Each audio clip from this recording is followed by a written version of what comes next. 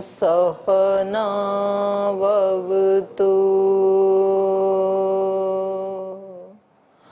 सहनौ भुनक्तु सह वीर्यङ्करवावहै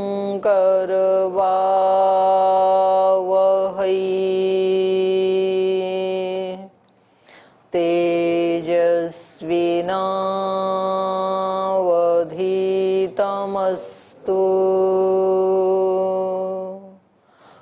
मा विद्विषावहै।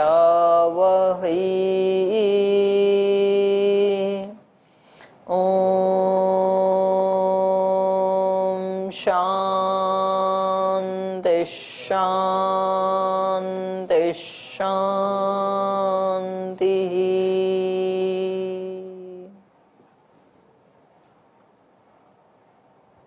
ओम।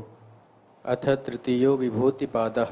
देशबन्धश्चित्तस्य धारणा तत्प्रत्ययकतानता ध्यानम् तदेवार्थमात्रनिर्भासं स्वरूपशून्यम् इव समाधिः त्रयम् एकत्र संयमः तज्जयात् प्रज्ञालोकः तस्य भूमिषु विनियोगः त्रयम् अन्तरङ्गं पूर्वेभ्यः तदपि बहिरङ्गं निर्बीजस्य व्युत्थाननिरोधसंस्कारयोरैभव प्रादुर्भावो निरोधक्षणचित्तान्वयो निरोधपरिणामः तस्य प्रशान्तवाहिता संस्कारात् सर्वार्थतया एकाग्रतयो क्षयोदयो चित्तस्य समाधिपरिणामः ततः पुनः शान्तोदितो तुल्यप्रत्ययो चित्तस्य एकाग्रता परिणामः।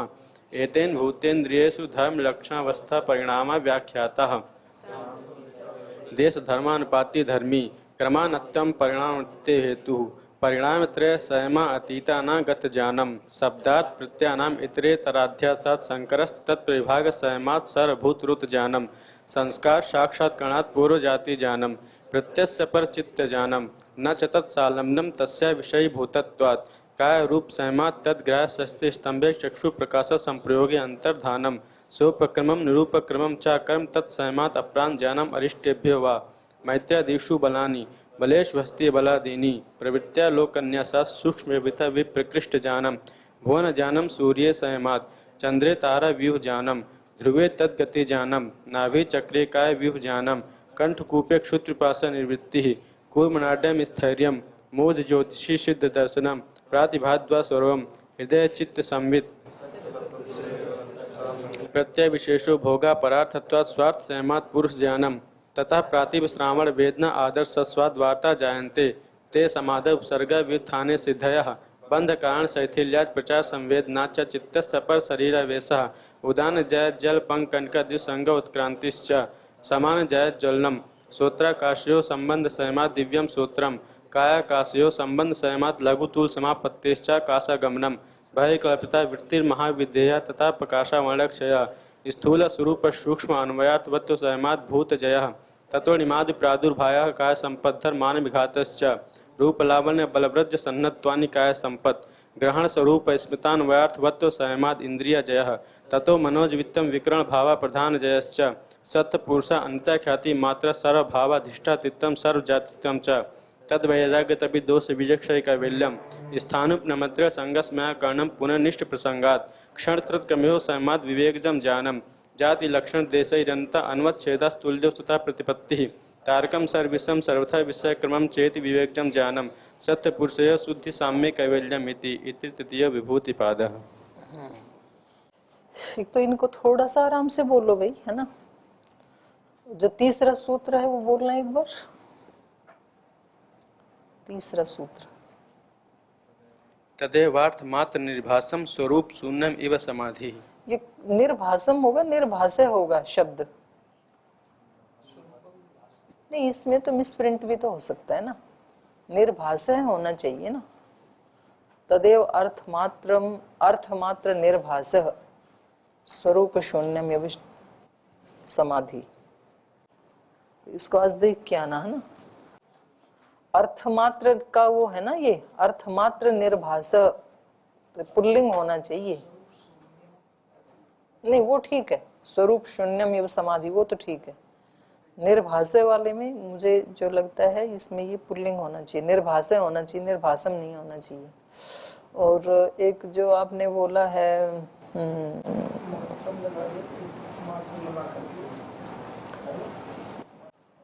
कोई नहीं, आप इसको देख के आना, है ना, ये मुझे नहीं लग रहा ठीक। एक और कौन सा सूत्र अभी आपने जो बोला, 15 सूत्र से आगे बोलना एक बार। परिणामत्रय संयमात अतीता न गत ज्ञानम। संयमात नहीं होते तो ये संयमात, ठीक से बोलो। हाँ आगे बोलो। परिणामत्रय संयमात अतीता न गत ज्ञानम शब्दार्थ प्रत्यानाम इतरेतराध्यात् सात् संकरस् तत्प्रविभाग संयमात सर्वभूत रुत ज्ञानम संस्कार साक्षात्कारणात् पूर्व जाति ज्ञानम प्रत्यस्य परचित्त ज्ञानम न च तत्सालंबनम तस्य विषयी भूतत्वात् काय रूप। ये ठीक है, चलो अभी मेरे ध्यान से निकल गया एक सूत्र जो है ना, ठीक नहीं बोल रहे थे आप। हाँ ये बोलना, प्रातिविश्रामण वाला बोलना। तथा प्रातिविश्रामण वेदना आदर्श स्वाद वार्ता जायन्ते। अभी तो ठीक बोल रहा है। हैं? आ है वो, आप आकार बोल रहे हैं, एक तो अस्वाद नहीं है, आस्वाद वार्ता जयंती ऐसे हैं। चलिए, तो थोड़ा ध्यान रखा करो, अभी मेरे ध्यान से निकल गया, कोई एक सूत्र त्रुटि हो रही थी आपसे। तो कल हमने पढ़ा था सूर्य संयमात भुवन ज्ञानम, पूरे भुवन का ज्ञान करवा दिया था। तो भुवन कितने हैं, कोई पूछे तो आपसे, कितने भुवन हैं? हाँ, यदि एक एक इंडिविजुअल गिनेंगे तो 14 हैं, और उनको भी संक्षिप्त रूप से कहेंगे तो 3 हैं। फिर एक भूमि के नीचे के जो लोग हैं, भू भूर भुवस्व, तो उनको भू में ले लेंगे जो नीचे वाले हैं, और भुव में भूलोक आ गया, और स्व में स्वर्गलोक, तो ऐसे 3 लोक आ जाएंगे। और जो ऊपर का स्वलोक है, जिसको स्वर्गलोक भी कह देते हैं, तो इसलिए हर मरने वाले को लोग क्या बोलते हैं, स्वर्गवासी हो गया। तो मतलब वो सीधा महेंद्र लोक या प्राजापत्य लोक में ही पहुंचाते हैं।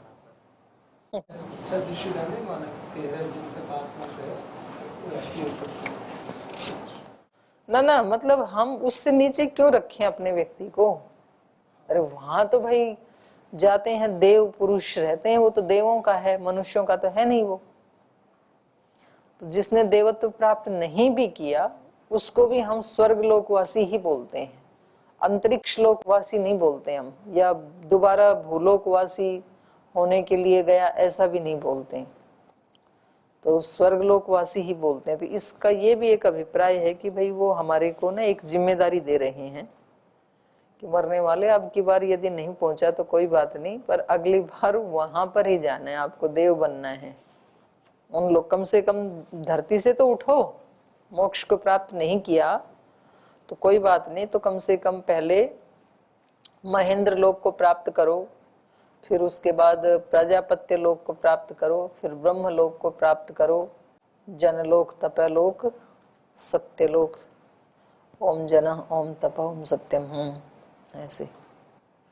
और जो हम ये वो करते हैं ना, अंग स्पर्श करते हैं संध्या में, ओम वाक वाक, ओम प्राण प्राण, ओम चक्षुष चक्षु, ओम श्रोत्रम श्रोत्रम, ओम नाभि, ओम हृदयम, ओम कंठः, ओम शिरः। तो ये 4 जो स्थान है ना, ये चक्रों का वर्णन करते हैं, तब भी इन 4 को लेते हैं। तो नाभि से, तो ये इससे मिलता जुलता है, आगे का जो हमारा वर्णन आ रहा है ना, नाभि में संयम करने से काय व्यूह ज्ञान होता है। तो इसका मतलब ये बहुत हमारे शरीर का एक अहम हिस्सा है। और उसके बाद फिर हृदय चित्त संवित, हृदय में संयम करने से चित्त का ज्ञान होता है। और उसके ऊपर कंठकूपे क्षुत पिपासा निवृत्ति, इसका भी वर्णन किया है। तो इसका मतलब ये भी मर्म स्थान है।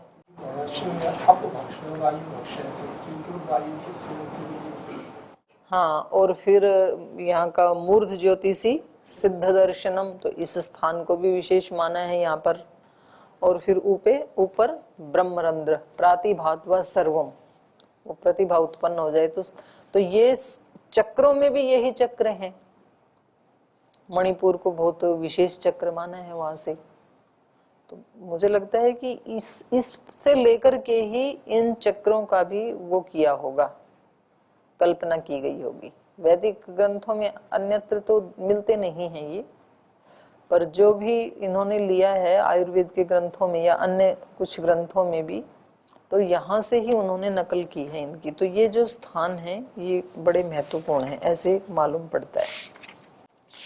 तो चलिए, ये पूरे भुवन का ज्ञान हमने कल किया। 14 भुवन हैं, और उसमें भी जो ऊपर वाले भुवन हैं वो तो बड़े कल्पनातीत हैं। कैसे कैसे वहाँ देव रहते हैं, कितनी उनकी आयु है, और कुछ तो केवल ध्यान ही आहार है उनका, ध्यान में ही लगे रहते हैं वहाँ पर भी। तो ये जो जितने भी भारतीय वैदिक परंपरा में देवी देवताओं की भी जो कल्पना की है, तो ऐसे लगता है कि ये सब आत्माएं इन लोकों में निवास करने वाली हैं। बहुत सारे देवी देवताओं की कल्पना है ना हमारे यहाँ। तो कुछ जो अनजान लोग हैं वो तो मजाक उड़ाते हैं कि भाई हमारे यहाँ तो एक ही भगवान है, आपके यहाँ कितने सारे भगवान हैं। तो हमारे यहाँ तो इतने ही भगवान नहीं है, हमारे यहाँ तो और भी बहुत सारे भगवान हैं। इनके अतिरिक्त भी जितने भी हमारे योगी ऋषि मुनि हुए, तो अभी हम उनको महापुरुष की श्रेणी में ही रखते हैं, लेकिन वो भी उसी कोटि के हैं। महर्षि दयानंद जैसे जो व्यक्ति हैं, तो वो भी जैसे श्री राम, कृष्ण, हनुमान, ये हमारे जो देवी देवताओं की श्रेणी में आ गई। तो इन लोगों ने इतनी तपस्या की है कि ये इन लोगों को प्राप्त हुए, देव निकाय को प्राप्त किया इन्होंने। तो मनुष्य शरीर से तो हमें देवत्व को प्राप्त करने का प्रयास करना चाहिए, और देवत्व के बाद फिर मोक्ष का प्रयास करना चाहिए। तो ओम पूज्य दीदी जी, देवलोक में जो आत्माएं हैं, तो फिर तो ये बहुत लंबे काल तक तो सुख में रहेंगी, लेकिन मोक्ष के लिए वो पुनः आकर के फिर प्रयत्न करेंगी। हाँ, फिर प्रयत्न करना पड़ेगा, ये भी देखना पड़ेगा कि क्योंकि देवत्व को प्राप्त करना अपने आप में सुख तो मिलेगा, लेकिन फिर दोबारा वहां से ही यात्रा फिर करनी पड़ेगी। तो भाई इतना धैर्य हो तो फिर सीधा ही मोक्ष के लिए करो फिर तो। इसलिए तो इन्होंने बताया ना सिद्धियों के बारे में भी, क्योंकि ये सारे जो देवलोक वाले हैं ये हमने कल पढ़ा कि ये अणिमादि ऐश्वर्य से संपन्न हैं। तो यहाँ पर फिर इन्होंने बताया कि ते समाधो उपसर्गा व्युत्थाने सिद्धया, ये जो सिद्धियां हैं तो ये समाधि जिसको लगानी है उसके लिए तो व्यवधान है, क्योंकि ये सिद्धियां भी सहज से मिलती नहीं है। ये सिद्धियां कब मिलेंगी? जब चित्त इतना निर्मल हो जाए, उसको संयम करना आ जाए, तो बहुत ऊंची स्थिति है ना ये। और उतनी ऊंची स्थिति में पहुंचने के बाद तो फिर व्यक्ति समाधि लगाना चाहेगा, क्योंकि ये कोई ऐसी छोटी मोटी उपलब्धियां तो है नहीं सिद्धि वाली कि भाई ये ऐसे ही सहज मिल जाए तो भाई इनको छोड़ो। ये भी एक योग्यता हासिल करने पर, चित्त के अत्यंत निर्मल होने पर ही मिलती हैं। तो अब वहां यदि व्यक्ति अटक गया तो फिर उसको इतना जो पुरुषार्थ किया था, तो इससे भी बड़ी वस्तु जो मिल सकती थी, आत्म साक्षात्कार, विवेक ख्याति, समाधि की प्राप्ति, तो उससे फिर ये वंचित रह जाएगा। तो इसलिए यहाँ पर योगियों के लिए सावधान करते हुए सूत्रकार ने बता दिया कि भाई जिसको समाधि लगानी है या मोक्ष को प्राप्त करना है, उसके लिए तो फिर ये व्यवधान है, ये सिद्धियां। और व्युत्थान चित्त वाला है यदि, तो उसके लिए तो व्युत्थान चित्त वाला मतलब वो भी उन ऐश्वर्यों के अतिरिक्त काल में जो व्युत्थान चित्त वाला है। व्युत्थान चित्त वाले को तो ऐश्वर्य मिलेंगे ही नहीं, संयम करेगा नहीं, वो सिद्धियां मिलेंगी नहीं। तो सर्वथा व्युत्थान चित्त वाला कोई एक ऑर्डिनरी पर्सन ऐसा अर्थ नहीं है वहां पे, वो भी ऊंचा ही है। लेकिन फिर ये देवलोक में इनको कल्पों तक रहना पड़ेगा। तो इनको भी यदि मुक्त होना है तो फिर दोबारा इनको आकर के वही साधना करनी पड़ेगी। तो ये तो है। तो ये इन्होंने भुवनों का ज्ञान कराया। तो कल ये इससे ना अंतरिक्ष लोक से थोड़ा सा बिल्कुल बाईपास हो गए थे, तो आज बता रहे हैं कि इनका ठीक से कैसे पता लगेगा। तो कहा चंद्रे तारा व्यूह ज्ञानम।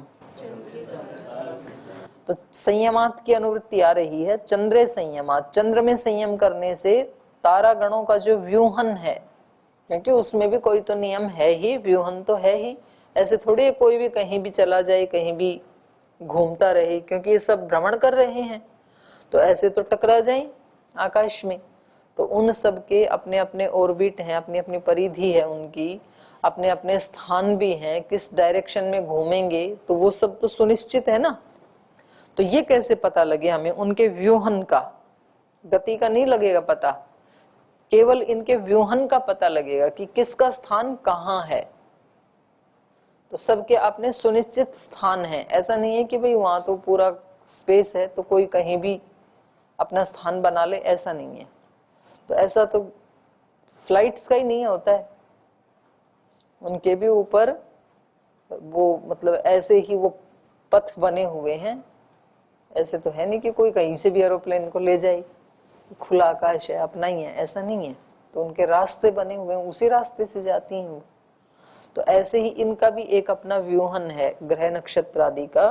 तो इसका पता तब चलेगा जब चंद्रमा में ये योगी संयम करेगा। चंद्र संयमम कृत्वा तारा व्यूहम विजानियात, ताराओं के व्यूहन को ये जान लेता है। पर यहाँ पर भी केवल व्यूहन को जानेगा, उनकी गति को नहीं जानेगा। क्यों नहीं जानेगा? क्योंकि चंद्रमा तो खुद ही गतिशील है। तो एक गतिशील व्यक्ति दूसरे की गति को कैसे नापेगा? दूसरे की गति को नापने के लिए नापने वाले को स्थिर होना पड़ेगा ना। भाई हमें किसी दौड़ते हुए व्यक्ति की गति नापनी है तो पहले हमें देखना पड़ेगा ना, उसको देखने के लिए खड़ा होना पड़ेगा। हम भी साथ ही दौड़ रहे हैं तो फिर नहीं हो पाएगा। तो इसलिए कहा गति के ज्ञान के लिए फिर एक और सूत्र बनाया इन्होंने, ध्रुवे तद गति ज्ञानम। तो ध्रुव जो है वो ऐसा तारा है कि उसका अपना एक सुनिश्चित स्थान है। वो नहीं, वो केवल अपनी ही परिधि पे तो घूमता है, पर वो अपना स्थान से इधर उधर नहीं होता है। तो संस्कारों में उसका दर्शन भी करवाते हैं, विवाह संस्कार आदि में ध्रुव दर्शन, और इसमें उपनयन आदि में सूर्य का दर्शन करवाते हैं, क्योंकि दिन में होता है ना ये, तो दिन में दिखता नहीं है ध्रुव।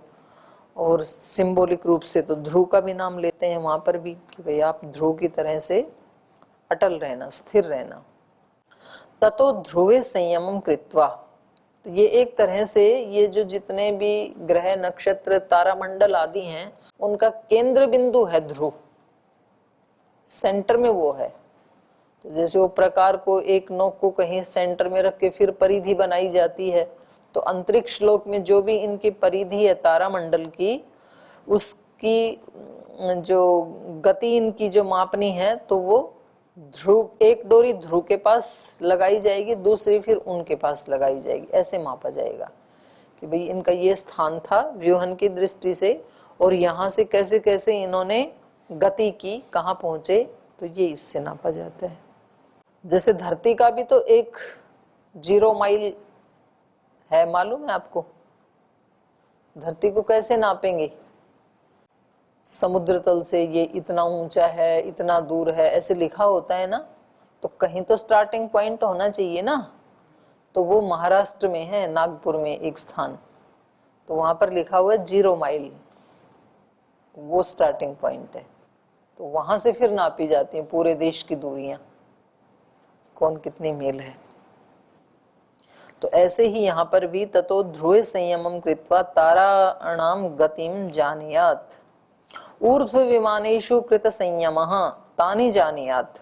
और कह रहे हैं केवल ध्रुव में ही नहीं, ऊर्ध्व विमानेषु, जो ऊपर के जो वाहन है देवताओं के, अंतरिक्ष लोक में भी आते जाते हैं देवता, तो कहीं भी आते जाते हैं, उनकी तो अबाध गति है ना। ऊपर के लोकों में भी अबाध गति है, नीचे वालों में भी अबाध गति है उनकी। तो वो जिस वाहन से चलते हैं, सूर्य रथ आदि उनके वाहन हैं, तो उन वाहनों के बारे में कह रहे हैं। ऊर्ध्व विमानेषु कृत संयमः, जो ऊपर वाले लोगों के जो वाहन हैं उनमें संयम करने से, तानी जानिया, तो फिर उनको भी जान लेता है व्यक्ति कि किस किस देवता के पास कौन कौन सा वाहन है। तो बहुत तीव्र गति वाले होंगे। अब पता नहीं इन्होंने कैसे नंदी, चूहा, ये सब जानना पड़ेगा। चूहा तो बहुत धीरे चलता है, उसको वाहन बनाया है, उनका बैल को बनाया है। तो या तो ये स्वदेशी के प्रचारक हैं, वे कोई विदेशी कार लानी नहीं है। तो जो भी उसके पीछे कारण है, और सबके इंस्ट्रूमेंट भी स्वदेशी हैं। हाथों में जो हैं, डमरू अपने यहीं बन जाता है, बांसुरी बांस को काट के बन जाती है, धनुष यहीं बन जाता है। तो सबके हाथों में जो हैं गदा आदि, वो सब स्वदेशी हैं। तो ऐसे लगता है सारे देवी देवता स्वदेशी के उपासक थे, किसी के पास कोई विदेशी वस्तु नहीं है। आगे कहा नाभि चक्रे काय व्यूह ज्ञानम। नाभि चक्र में संयम करने से काय व्यूह ज्ञानम, जैसे यहाँ अंतरिक्ष का व्यूहन जाना था ना चंद्र में संयम करके, तो ऐसे शरीर का सेंट्रल पॉइंट क्या है? नाभि। और इस नाभि से ही किसी भी सेंट्रल पॉइंट को नाभि कहा जाता है। और किसी भी सत्य को बोले भाई ये इस धर्म का नाभि की ये सत्य है, ऐसे बोलते हैं। तो हमारे शरीर के नाभि क्यों है? क्योंकि सबसे पहले जो एक वो अर्बुद और उससे फिर मांस का टुकड़ा बनता है दूसरे तीसरे महीने में, तो उसमें से फिर एक नाभि नाल निकलती है जो माँ की नाल के साथ जुड़ती है, तो वहां से फिर उसको पोषण मिलता है। तो इस शरीर का विस्तार जो है वो नाभि से फिर ऊपर नीचे दाएं बाएं सब तरफ विस्तार को प्राप्त करता है। जैसे जैसे वो बढ़ता जाएगा और फिर उसमें अंग प्रत्यंग अलग अलग होते जाएंगे। अब देखो कैसे ही मांस बढ़ते बढ़ते, और आप सोचो कि कैसी कटिंग अंदर हो जाती है अपने आप ही। कहीं आंखें, और उस आंखों में भी ये क्या मटेरियल है अंदर वाला, इतना मुलायम सा, चिकना सा, कोमल सा, और उसके ऊपर फिर इतने छोटे छोटे बाल लगाना भौं के लिए, पलक के लिए छोटे छोटे बाल लगाना, सिर में लगाना, हथेली में नहीं लगाना। तो मतलब कोई बहुत गजब रचना है ये। कैसे अपने आप, मतलब इतना सा तो वो मांस का टुकड़ा है, और उसका विस्तार होते होते होते होते कहाँ उंगलियां बनना, उंगली के ऊपर नाखून आना, और उनमें ये निशान, फिंगर्स, हथेलियों की रेखाएं बनना। तो कितना टफ काम है ये। और फिर ये जो बाहर का है, इसके अंदर फिर और यंत्रों को फिट करना, लीवर, किडनी आदि, फिर उनका कनेक्शन। तो ऐसे है कि मतलब जैसे वो खोद देते हैं ना नालियां, और फिर उनमें सब के साथ एक कनेक्शन जोड़ते हैं। तो सबसे लास्ट में फिर ब्रेन के साथ उनका कनेक्शन जोड़ते हैं। सारे सेल्स बन गए और वो तार बिछा दी सब जगह, और लास्ट में उन सबको उसके साथ फिर कनेक्ट कर दिया। ये सब यहाँ से ऑपरेट होंगे, ये पूरा का पूरा सिस्टम। तो जब ईश्वर को 9 महीने लगते हैं, तो फिर सोचो कितना कठिन काम होगा। तो ईश्वर तो सर्वशक्तिमान है, बहुत जल्दी भी तो कर सकते हैं ईश्वर तो, लेकिन ईश्वर को भी उसमें 9 महीने लग जाते हैं। तो इसका मतलब है कि उससे कम काल में ये संभव ही नहीं है। तो ऐसे नाभि चक्र में संयम करके, नाभि चक्रे संयमम कृत्वा काय व्यूहम विजानियात, नाभि चक्र में संयम करके शरीर के व्यूहन को जान लेता है योगी, कि कैसे कैसे इस शरीर में कहाँ कहाँ क्या क्या अंग प्रत्यंग हैं, कैसे वो कार्य कर रहे हैं, उनकी क्या सिचुएशन है। तो उसको जो है ना, ये भी नहीं करवाना पड़ेगा, अल्ट्रासाउंड आदि भी कुछ। संयम करो और अंग प्रत्यंग के बारे में सारा बिल्कुल उसको ऐसे दिखाई देगा स्पष्ट। वैद्य जी तो नाड़ी से करते थे पहले, उसकी नाड़ी की गति से बता देते थे।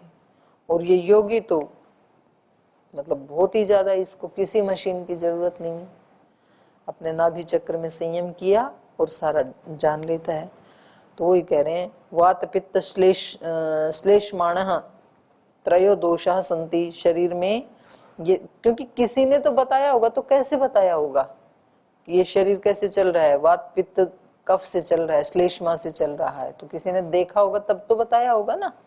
चरक सुश्रुत आदि ने जो बताया, तो पहले तो साक्षात्कार किया ना, तो ये इन्होंने बता दिया।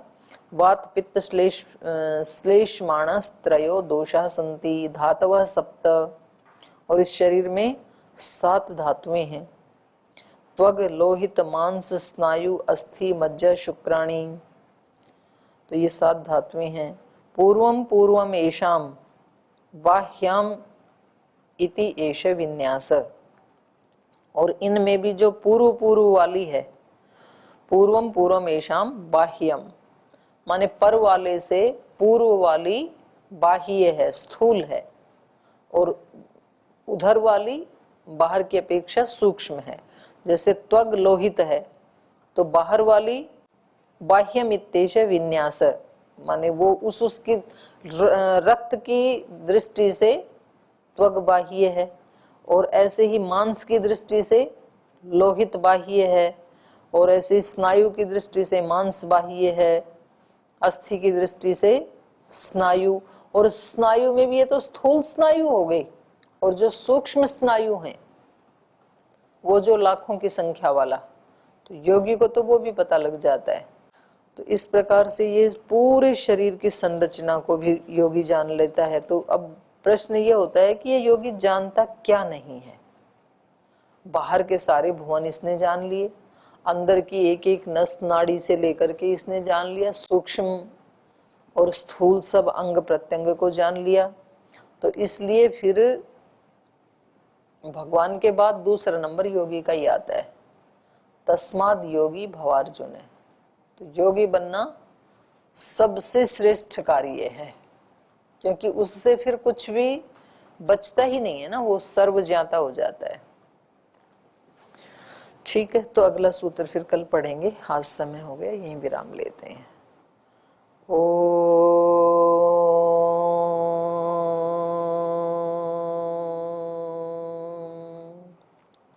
शांति शांति शांति। श्री गुरुभ्यो नमः।